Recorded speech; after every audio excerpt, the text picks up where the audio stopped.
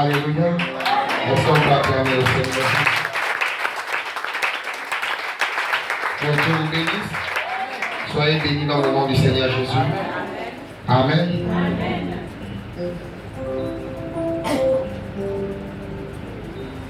Il est vivant, il est vivant.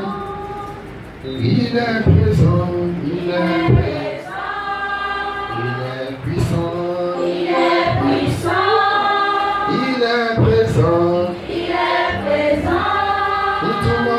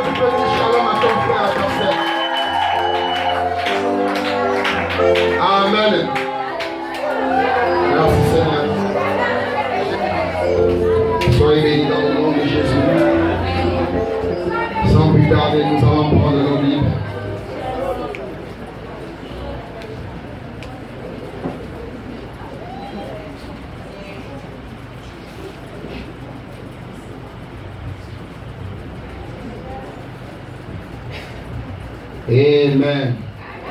Ainsi à le peuple de Dieu ici. Je vous salue tous au nom du précieux nom de Jésus-Christ. Amen. Vous savez, quand on se sépare après le culte, pour moi c'est comme si on faisait un mois pour se revoir. C'est compliqué. Amen. Parce que j'ai tellement toujours envie de passer ce moment chaque jour, chaque heure, chaque instant. Amen. Dès que j'ai un problème, une pensée, je dis non Seigneur, je peux effacer toute cette pensée avec le moment où on se retrouve ensemble. Amen. Vraiment. Que Dieu bénisse les ministres, que Dieu bénisse les chants, que Dieu bénisse le peuple de Dieu. Les administrateurs soient bénis. L'administrateur Jean-Bertrand n'est pas là ce matin. Prenons-nous dans le livre de 2 Rois 13.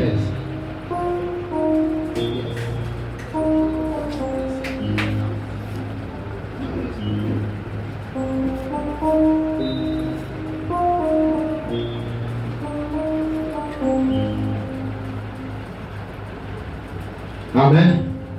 Est-ce que tout le monde est là? Nous allons lire dans 2 Rois 13. Amen. Est-ce que vous êtes là? Je vous sens un peu froid ce matin. Amen. Est-ce qu'il y a l'épouse du Seigneur Jésus ici? J'ai écouté 2 témoignages étant là-bas dedans. Vous savez, ne jouez pas. Nous sommes dans les derniers temps. Amen. Et peut-être que dans d'autres églises, Dieu ne parle pas. Mais dans cette église, Dieu parle. Et nous avons encore écouté le message de Dieu ce matin au travers de ces 2 serments. Amen. Alléluia. Ok. Nous allons lire, je lis la parole de Dieu. 2 Rois 13, verset 20. Élisée mourut et l'on l'enterra l'année suivante. Des troupes de Moabites pénétrèrent dans le pays. Et quand on enterrait un homme. Voici, on aperçut une de ses troupes. Et l'ange jeta l'homme dans le sépulcre d'Élisée. L'homme alla toucher les eaux d'Élisée, et il reprit vie, et se leva sur ses pieds.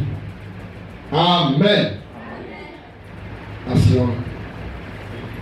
Seigneur, nous te bénissons, nous te rendons grâce, Père. Nous te disons merci pour ce moment.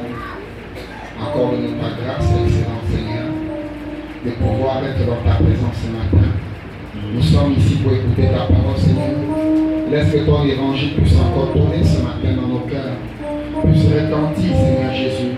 Oh, car il n'y a plus un seul instant à perdre, Seigneur. Nous avons tellement eu le temps, Seigneur, de nous distraire dans le monde. Seigneur, l'heure est arrivée où nous devons prendre conscience et chercher ta face, Seigneur. Car tu es le seul abri, mon Dieu. Partout dans le monde entier, Seigneur, il n'y a plus de paix, il n'y a plus de stabilité dans aucun pays de cette terre. Seigneur, tu l'as annoncé dans ton évangile. C'est pourquoi aide-nous ce matin. Seigneur, mon Dieu, on va reconnaître, Seigneur, ta grâce. Que tu nous accordes, Seigneur, de recevoir encore la manne fraîche, afin que cela puisse purifier nos âmes, afin que cela puisse, Seigneur, remplir, nourrir nos âmes et nous préparer pour ton avènement. Saint-Esprit de Dieu, prends la prééminence. Laisse que toi, le Dieu parfait, Seigneur, viens, Seigneur, oh, toi, l'auteur de la vie, l'auteur de la parole, viens encore nous donner cette nourriture, Seigneur, que Père bien-aimé, oh Dieu, ils ont manqué de recevoir, Seigneur, dans le désert. Seigneur, viens encore, le Papa, prends la prééminence en toutes choses. Que ce que tu as remis entre tes mains, Jésus. Seigneur, oh Dieu, écarte-nous, Seigneur, de nos dangers. Seigneur, veille, mon Dieu, mon roi. Nous chassons l'esprit de la fatigue, de la distraction, tout ce qui est compromettant, Seigneur, à ce culte, Père bien-aimé. Seigneur, viens, Père bien-aimé, prends le plein contrôle, Seigneur. Nourris-nous par ta parole révélée, Seigneur, et laisse que tu nous places dans les lieux célestes en Jésus-Christ, et que nous puissions recevoir la source de vie éternelle. Béni sois-tu, Saint-Esprit de Dieu. Seigneur, nourris tes enfants, remplis-nous, et bénis chaque personne qui va entendre ton évangile. Et que, Seigneur, comme les disciples sur le chemin d'Emmaüs, quand nous partirons d'ici, Seigneur, que nos cœurs continuent à rebondir de joie à cause de ce que tu nous as donné ce matin. Accorde-le, Seigneur, que toute personne qui est arrivée étant malade, que cet évangile le guérisse au nom de Jésus. Que toute personne qui est arrivée le cœur attristé, Seigneur, affligé, Seigneur, désespéré, donne-lui de l'espoir. Seigneur, console-le, Seigneur. Père bien-aimé, Seigneur, que toute personne, mon Dieu, mon roi, qui est arrivée, Seigneur, Père bien-aimé, étant possédé, Seigneur, laisse qu'il soit, Seigneur, délivré dans le nom de Jésus. Accorde le Saint-Esprit de Dieu. Descends, Père bien-aimé, agis, manifeste ta puissance et ta gloire. Au nom de Jésus, tu as ainsi prié. Amen. Amen. Amen. Amen. Amen. Si le lecteur peut se mettre en position. Ce matin, nous allons parler sur un sujet. Amen. J'aimerais que tout peuple de Dieu soit attentif. Parce que c'est un sujet, ça peut paraître un peu perplexe, mais il faut rentrer dans le vif. Amen. Pour comprendre la profondeur qui est dedans. Alléluia. Alors, je l'ai intitulé La puissance de Dieu pour l'Église. Amen. Alléluia. Entre parenthèses, l'amour divin. Amen. Alors, vous voyez que on parle d'une puissance ici pour l'Église. Mais nous devons savoir d'abord, premièrement, ce que c'est que l'Église, n'est-ce pas? Parce qu'on ne peut pas parler de l'Église sans savoir ce que c'est que l'Église. Amen. Parce que William Branham dit que l'Église, ce n'est pas le bâtiment, ce n'est pas les meubles, ce n'est pas toute cette chose-là. Alléluia. Mais l'Église, c'est chaque individu. Amen. L'Église, c'est l'ensemble complet du corps de Christ. Alléluia. Alors, et nous croyons que ici, selon les Écritures, amen, aussi longtemps que Israël était en Égypte, il n'était pas une Église. Amen. Il fallait qu'il sorte de là pour former une Église. Alléluia. Amen, amen. Alors, donc, le mot Église ici signifie appeler à sortir. Amen. Alors, nous sommes appelés, ce qu'on appelle l'Église, c'est ceux qui sont appelés à sortir. Amen. Appelés à sortir de quelque part pour entrer dans un autre lieu. Israël, c'était le type de l'Église. Amen, amen. Qui était, alléluia, qui était charnel, physique, qui était appelé à sortir de l'Égypte pour entrer où à la terre promise. Amen. Et nous sommes le type de l'Église spirituelle qui sont appelés à sortir du monde pour entrer en Jésus-Christ. Amen. Amen. Amen. Pour entrer dans le repos. Alléluia. Donc nous devons d'abord savoir ce que signifie Église. Parce que beaucoup vont à l'église. Oh, l'église. Je pars à l'église ce matin. Je me suis apprêté depuis hier. J'ai apprêté le nécessaire, les vêtements, toute la famille. Nous allons à l'église. Mais qu'est-ce que c'est que l'église? Alléluia. Alors le prophète nous dit, voilà la définition du mot église. Église signifie appeler à sortir. Est-ce que vous êtes là? Amen. Amen, amen. Amen. Alors, si nous pouvons lire à nouveau dans Ézéchiel, si nous pouvons lire dans Ézéchiel 1, versets 4 à 7.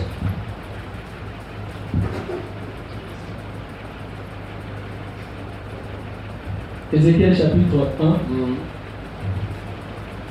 verset 4 à 7. 4 à 7. Il est écrit. Oui. Je regardais. Et voici. Il vint du septentrion un vent impétueux. Une rosée, une grosse nuée. Alléluia. Amen. On peut s'arrêter d'abord là. Amen. Amen. Bien-aimés, nous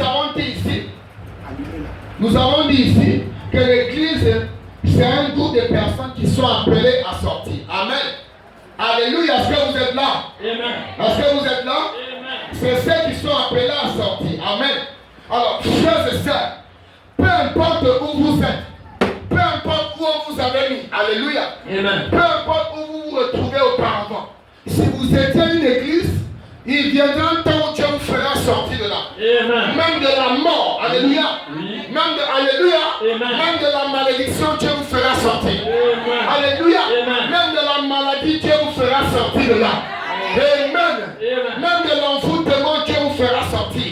Pourquoi? Parce que vous êtes une église. Alléluia. Et l'église de Dieu ne peut pas être comprimée. Oh, yes. L'église de Dieu ne peut pas rester dans le désert. Non. L'église de Dieu ne peut pas rester en Égypte. Non. L'église de Dieu avait une promesse. Oui. C'était d'arriver à Canaan. Alléluia. Et Canaan pour nous ici, c'est l'éternité. Amen. Est-ce que quelqu'un est là? Yes. Alléluia. Amen. Je me sens bien. Amen, amen, amen. Amen, amen. Je crois que je suis une église. Alléluia. Amen. Est-ce que tu le crois aussi? Amen. Oui, frère. Si vous êtes l'église de Dieu, vous êtes appelés à sortir. Yes. Ce n'est pas par la force du pasteur. Non. Ce n'est pas par vos propres efforts. Non, non, non. Mais c'est parce que vous étiez une église de Dieu. Amen. Avant la fondation du monde, Yes. vous appartenez déjà à Jésus. Oui. Et même si vous étiez une prostituée, mais vous étiez l'église de Dieu. Amen. Et il viendra un temps où Dieu viendra vous faire sortir. Alléluia. Il dit par ma main puissante, je fais sortir, alléluia, Israël de l'Égypte, frère. C'est ce que dit. C'est ce que dit la parole de Dieu. Ce n'est pas par nos efforts, ni la volonté d'un homme, mais c'est celle de Dieu. Alléluia. Amen. Ce n'est pas aujourd'hui que nous sommes une église. Nous étions déjà une église. Quand on était même dans les bars, Oui. quand on vivait une vie mondaine, Oui. on était l'église de Dieu. Alléluia. Amen. Amen. Israël était l'église. Il y a un groupe de personnes qui étaient l'église. Amen. Amen. Oui, frère. Parce que pour sortir de l'Égypte, il fallait un processus. Il fallait d'abord que Dieu lance son appel et qu'il envoie un messager. Alléluia. Faire sortir le peuple de Dieu en captivité pour qu'il soit une église. Amen. Alléluia. Amen. Et nous voyons la même chose se produire dans cette arche. Au temps de la fin, il est écrit dans Malachie 3 que Dieu enverra sa main puissante au travers d'un serviteur, un de ses prophètes. Venir sortir l'épouse du monde, alléluia, pour faire d'elle l'église élue. Amen. Alléluia. Amen. Est-ce que vous êtes là? Amen. Oui, frère. Parce que vous devez comprendre. Quand Israël est sorti de l'Égypte, elle a entamé la main dans le désert. Notre mission n'est pas de nous arrêter dans le désert. Non. Alléluia. Amen. La mission de l'église, ce n'est pas de s'arrêter dans le désert. Non. La mission de l'église, c'est d'arriver à Canaan. Amen. Même si tu es sorti, Oui. si tu t'arrêtes en cours de chemin, Oui. tu n'es pas encore arrivé. Non. La mission de Dieu, le plan de Dieu Oui. n'était pas qu'Israël s'arrête au milieu du chemin, ni dans le désert. Alléluia. Amen. Il y avait des scorpions, amen. Il y avait des serpents, alléluia. Amen. Il y avait la famine, alléluia. Amen. Il y avait les maladies, amen. Oui. Il y avait la sécheresse, Oui. mais le plan de Dieu, c'était Canaan. Yes. Le plan de Dieu, c'est l'éternité. C'est le paradis. Amen. Alléluia. Amen. Est-ce que l'épouse est ici?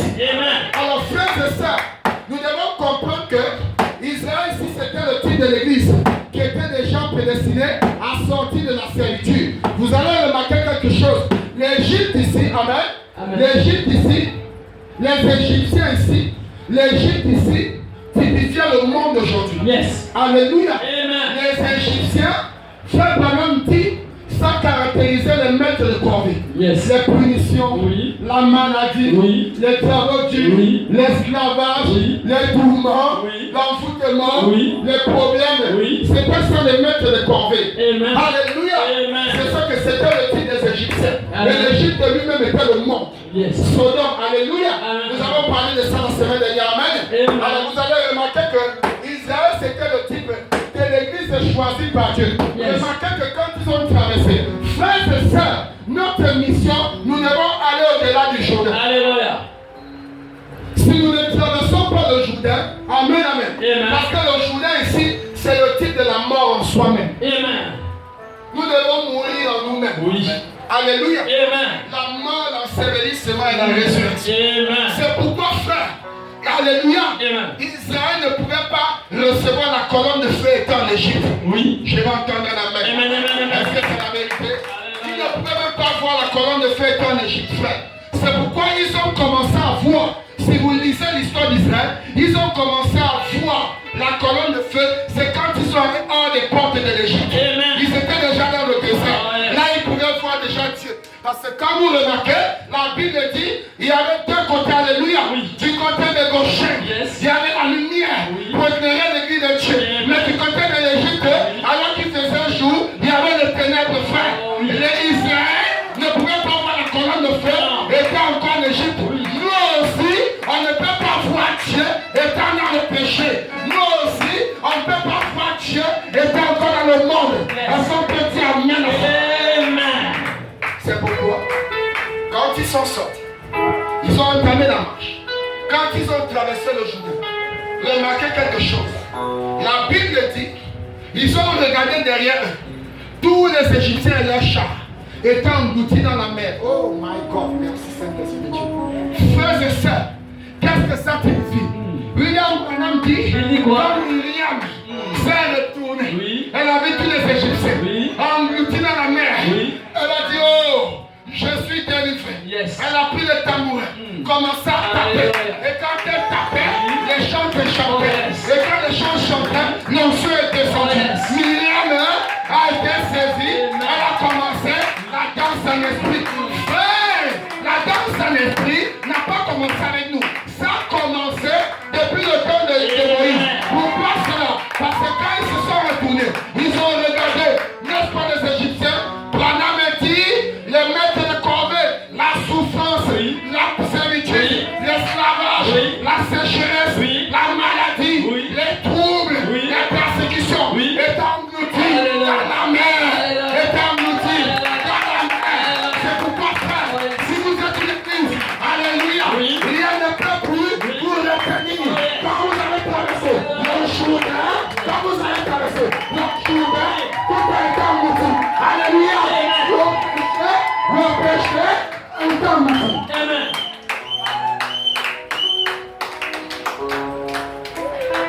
Le péché a été englouti. Donc je ne sais pas quel est le péché. Après que tu aies traversé le Jourdain, qui va encore te suivre jusque là-bas et t'empêcher d'aller au ciel. Il y a un problème. Il y a quelque chose qui ne va pas. Tu dois revérifier le circuit électrique. Nous avons vu ça la semaine dernière. Amen. Il faut vérifier le câblage. Ne regarde pas seulement au niveau de la prise, ou bien au niveau du domino, ou bien au niveau de l'interrupteur, ou bien au niveau de la douille. Mais va commencer à regarder à partir de l'alimentation, depuis le compteur. Amen. Peut-être qu'il y a des toiles d'araignée là-bas. C'est ça qui crée un court circuit, ou bien ça fait un retour de masse. Pour ceux qui font l'électricité, ils savent de quoi je parle. Est-ce que c'est la vérité? Amen. Oui, frère, on ne peut pas voir Dieu étant encore dans le monde. C'est impossible. Amen. On doit traverser la mer Rouge. Nous devons aller au-delà du Jourdain.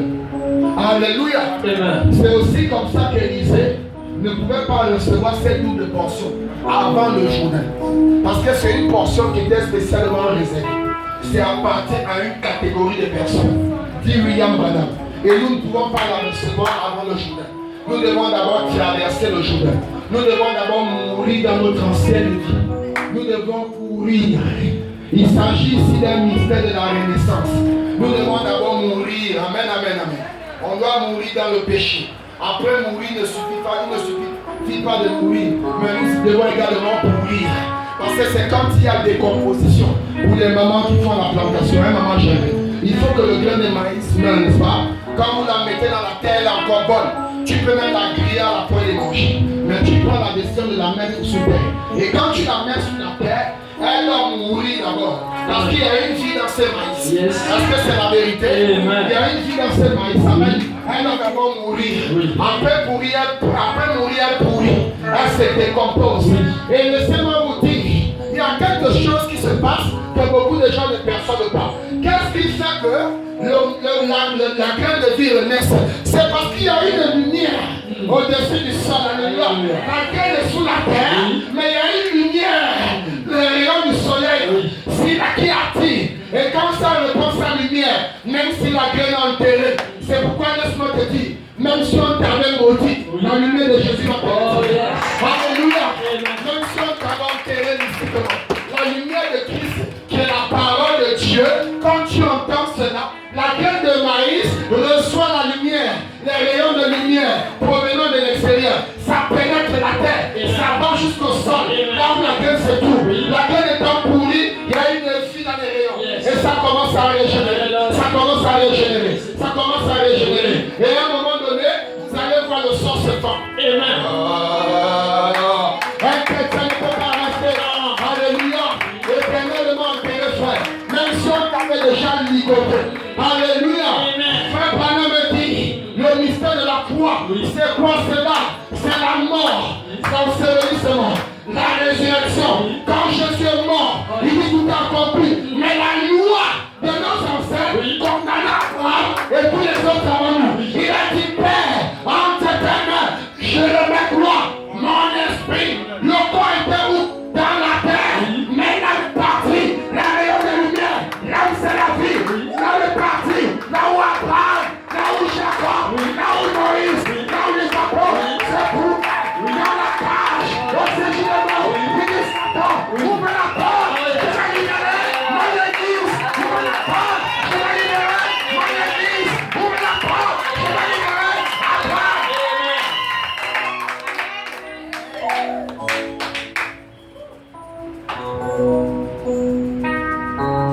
Frère, la malédiction n'a plus d'effet sur toi. Amen. Je répète, la malédiction n'a plus d'effet sur toi. Amen. D'ailleurs, la Bible dit qu'il n'y a point de condamnation. Alléluia. Pour ceux qui sont en Jésus. Amen. Amen. Vous n'avez jamais compris. Il n'y a plus de condamnation pour ceux qui sont en Jésus-Christ. Mais il est question d'être en Jésus-Christ. Mais qui est en Jésus-Christ? Ce n'est pas l'apparence. Qui est en Jésus-Christ? Amen. Amen. Alléluia. Amen. Frère, c'est ça, c'est puissance. Pour l'église, c'est l'amour divin. Amen. Alléluia. Amen. La puissance pour l'église de cet âge, c'est l'amour divin. Amen. C'est d'aimer même celui qui te haït. Oh, yes. C'est de prier pour celui que tu sais qui te persécute. Voilà la véritable amour. Alléluia. C'est de prier pour ta soeur qui n'aime pas te parler. Oui. Oh my. William Branham me dit, il viendra une époque où l'église élue va manifester un tel amour que Satan n'aura plus de force. Alléluia. Le diable n'aura plus de force. Frère, ce qui donne encore la force au monde des ténèbres, c'est parce que l'église est divisée. Oui. Entre pasteurs, c'est la guerre. Entre laïcs, c'est la guerre. Oui. Entre conducteurs, c'est la guerre. Oui. Entre chanteurs, c'est la guerre. Oui. Entre ministres, la guerre. Oui. Mais frère, nous jouons finalement dans quelle équipe? Il n'y a que deux équipes. Oui. Soit tu es dans l'équipe de Jésus, et Jésus ne peut pas combattre Jésus. Non. Satan, alléluia. Amen. Jésus ne peut pas combattre Jésus. C'est possible. C'est qu'il y a un loup déguisé. Amen. Il y a un loup qui a peau de bébé. Amen. Il est camouflé là au milieu de nous. C'est la vérité. Amen. Frères et sœurs, voilà la puissance pour l'église. C'est l'amour divin. Amen. Amen. Et Dieu n'avait l'amour de Dieu. Alléluia. Amen.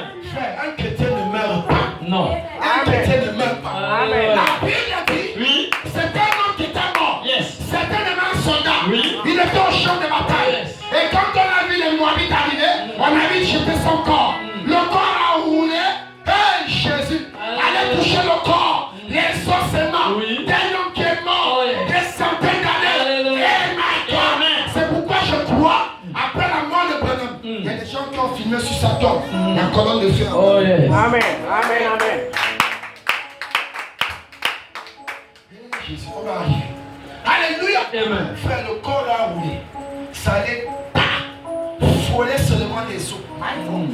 La vie, le corps a repris la vie. Alléluia. Je crois qu'un prophète ne meurt pas. Oh yes. Je crois qu'un chrétien ne meurt pas. Alléluia. C'est pourquoi Branham dit, quand un homme naît, un homme naturel et normal, Oui. il naît avec 4 lumières. Oui. Alléluia. Amen. Mais plus il avance en âge, Oui. à partir de 25 ans, une lumière commence à éteindre. Oui. Au fur et à mesure la deuxième, au fur et à mesure la troisième. Oui. Mais quand nous traversons le Jourdain, Alléluia. Alléluia. Amen. Mais quand nous mourons, Oui. nous sommes ensevelis Oui. et nous ressuscitons avec Jésus. Amen. Il y a une 5e lumière. Oh yes. C'est ça la colonne de feu. Alléluia. Elle vit éternellement. Alléluia. Mais étant mort, Oui. les autres se Oh manquent. yes. C'est Élisée le prophète. Oui. A ramené cet homme. Oui. Alléluia. C'est quoi ça? C'est la puissance de l'église.